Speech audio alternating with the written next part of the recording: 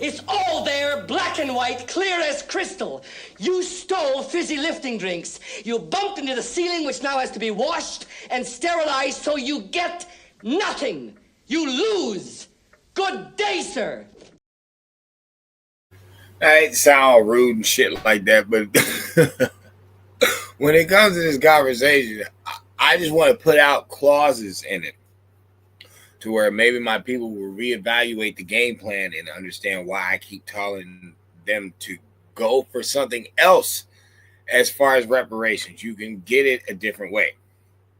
So when it comes to reparations, all right, people have to understand that is only afforded to the corporation slaves because that's what you're asking. That's who you're asking for or this money from.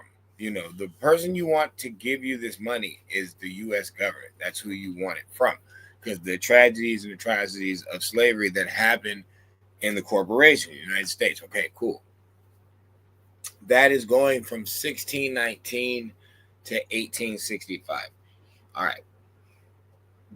The problem's gonna come in where you're gonna have a bunch of people who are like Ellis Island niggas, 1901 niggas, 1889 niggas, people who came in off of these boats later. We're not talking about slave boats.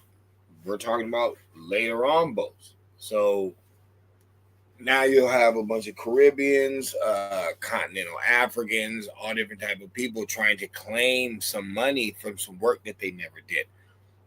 All right.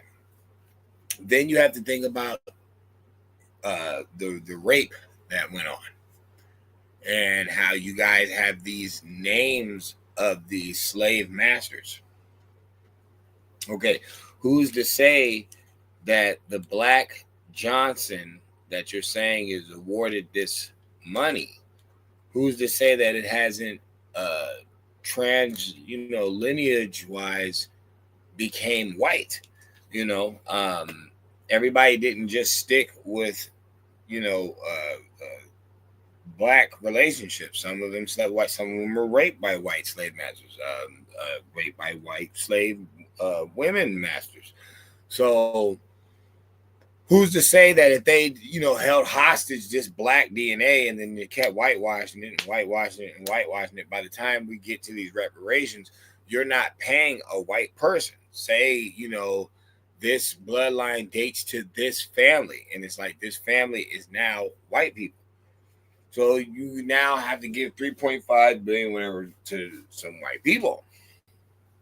See, and that could happen countless of times because there's plenty of black families that have been killed off. So it's like, who would this lineage even add up to?